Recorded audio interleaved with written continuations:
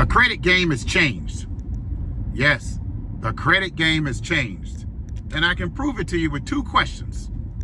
The first question, 99% of you will get it right. And I hope the second question, at least 50% of you will get it right. The first question is, what is law? L-A-W. What is law?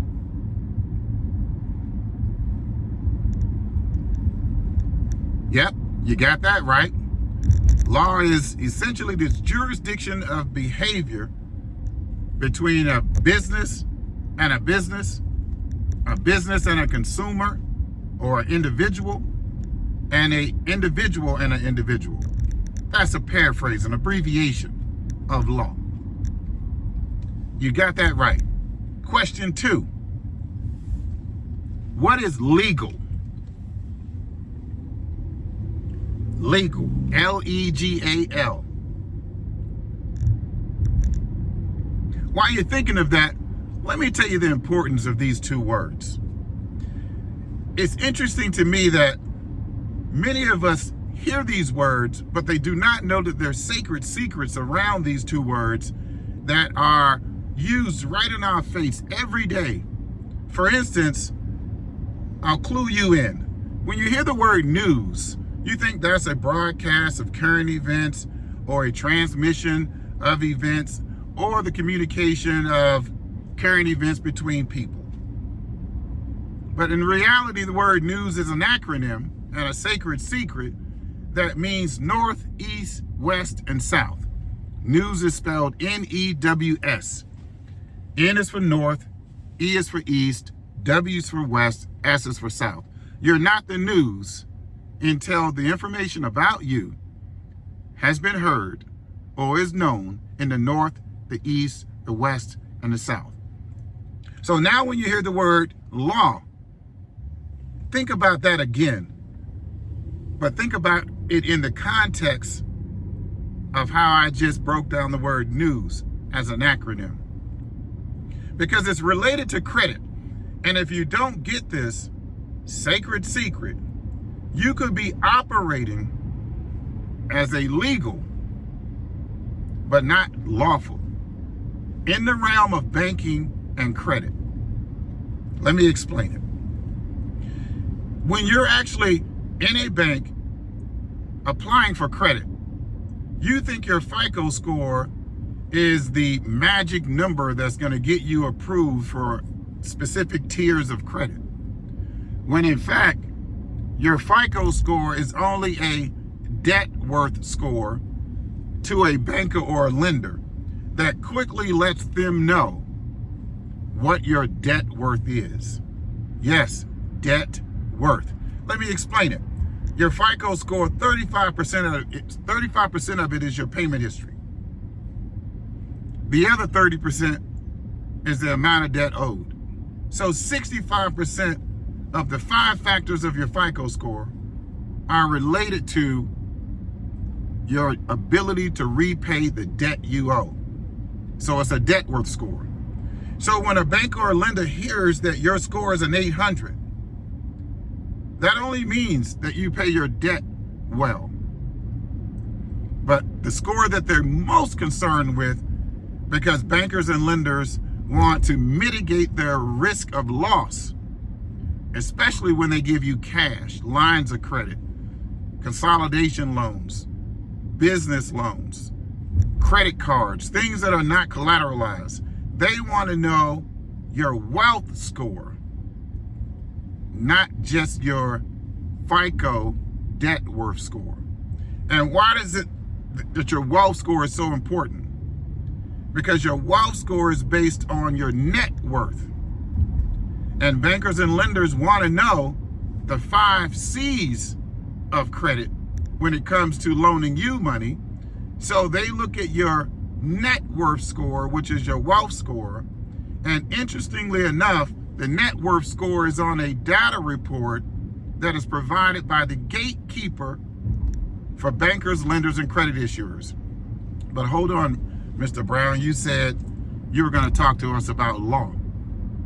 I am, but I'm connecting it to banking so you'll get why you need to know these sacred secrets that are right in your face that no one's teaching you.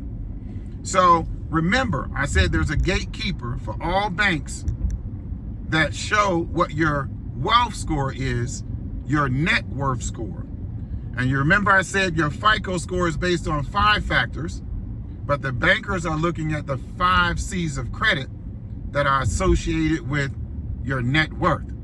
Now, the word law, L-A-W, is an acronym. L stands for land, A stands for air, W stands for water. What things can you own that are collateral, which is one of the C's, of 5 C's, that bankers and lenders like to see you own because it is an indication that you are wealthy, and it is the 3 metrics of your wealth score: land, aircraft, and watercraft. Yes, the word law is the jurisdiction of land, air, and water, and the crafts that travel on those.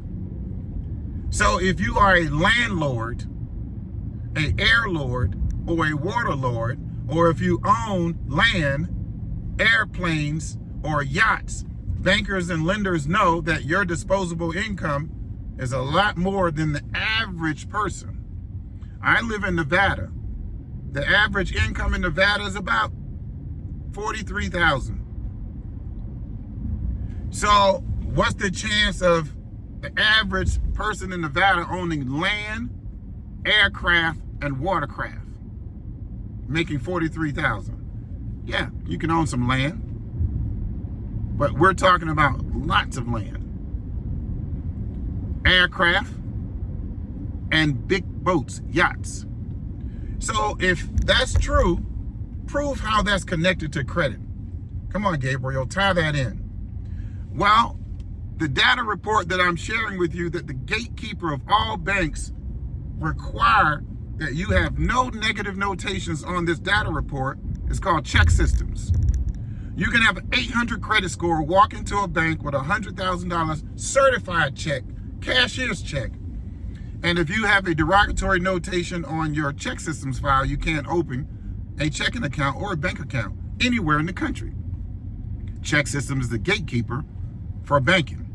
Well, your wealth score is on your check systems data report. Flip it over to the back, down at the bottom, you will see your wealth score, and it's based on 3 metrics. If you own land, you get 2 points. If you own aircraft, you get 2 points. And if you own watercraft, you get 2 points. So your wealth score can be a total of a 6. So how is it you never knew that law was an acronym for land, aircraft, and watercraft, but the bankers have it on your data report, which trumps your credit report, and your data report for check systems is a net worth score, but your FICO score for your credit report is a debt worth score? You think the bankers and lenders are more concerned with you having an 800 credit score or you having a 6 wealth score? They want to see your wealth score. Why? Because they want to use a levy or a lien against you if you do not honor your obligation to repay your debt. So it's more important to a bank or a lender that you have a higher wealth score, net worth, than a higher FICO score, debt worth. All right, so that's law. Now you remember we asked, what is legal? All the people that do not have a net worth score, wealth score, a high net worth, are then the people that are legal. They're not lawful. They're legal. So when you're going into the bank and the bankers are looking at you, you're being classified in one category or the other. Either you're under the law of wealth, practicing the law of wealth, or you're just legal So what does legal mean? No, not the traditional meaning. I'm talking about the sacred secret, the banker's secret, the commerce secret. All the people that teach their children this secret from their mouth to their ear so they don't share it in the public domain, so they can go out and be landlords, air lords, and water lords and make you legal. So let's deal with legal. Legal. If you don't own land, what are you doing to have property or to have a place to stay? You're leasing. If you can't afford your boat, your aircraft, you can get access by leasing. Those items, the boats, the aircraft, the luxury cars like this Rolls Royce, these are considered expensive. Things that are expensive. But you can get a hold of them if you lease them. So L is leasing, E is expensive, G is what? Goods. Right? Commerce. Banking is about goods. Okay? This is how the world works. This is how the economy works, through goods and services, right? So we got L, leasing, E, expensive, G, goods. What's the A? So the $43,000 person can come out into the world and have, or pursuit of happiness and have some things that make them happy. What's the other A? Afford. They have to make it affordable. And what is it that everyone wants to have? The second L, a decent life. And life means lifestyle. So legal means leasing expensive goods, affording lifestyle. So if you're not operating under the law of wealth, you're operating under the principle of legal, being legal. Just being able to lease expensive goods to afford your lifestyle. Right? You don't believe that's true? Your apartment is a lease. Your credit cards essentially are leases. You're paying the interest to utilize the funds. Right? The boat that you didn't pay off or that you don't own, you're making payments. Essentially, that's another form of leasing. Even though it's an installment loan, it's another form of leasing it till you pay it off, right? So if you're not aware of these sacred secrets and you're walking into the bank taunting and touting your 800 credit score, but you have a 0 wealth score, and you're wondering how other people are getting large lines of credit, 100, 200, 300,000. Yes, you can get more credit with having an EIN for a business than you particularly could get for a social security number for an individual. But guess what? Even people with businesses can't seem to get enough money to fund their businesses. And I submit to you that many of the people that are telling you how to build out your credit reports are just telling you how to show the bank your debt worth. Your FICO score is your debt worth grade. You get an A+ for paying your debt if you have an 800. But I prefer that you have a net worth score, a wealth score of a 6, and walk into the bank with a 600 credit score, and you'll get more. I suggest you'll get more with a 600 credit score and a 6 wealth score than you could get with an 800 credit score and a 0 wealth score.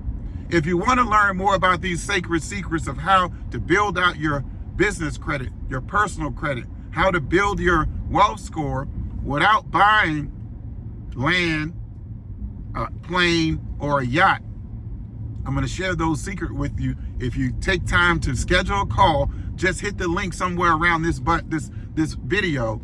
There should be a button or a link somewhere around here for you to get on a free strategy call with me. I call this service the Credit Prepair Method. All right? Because this is how you need to prepare your credit before you go to apply. I need to also share with you some other secrets that should be good news that you need to know as well about credit. So hit the link. I look forward to seeing you on the call. Now, I'm not sure how long I'm going to be able to do these calls. So please don't schedule an appointment if you aren't serious. I want to make sure that the people I'm sharing this information with are really in the credit game and want to know how the credit game has changed, and they're going to show up for the call. All right? I look forward to talking with you.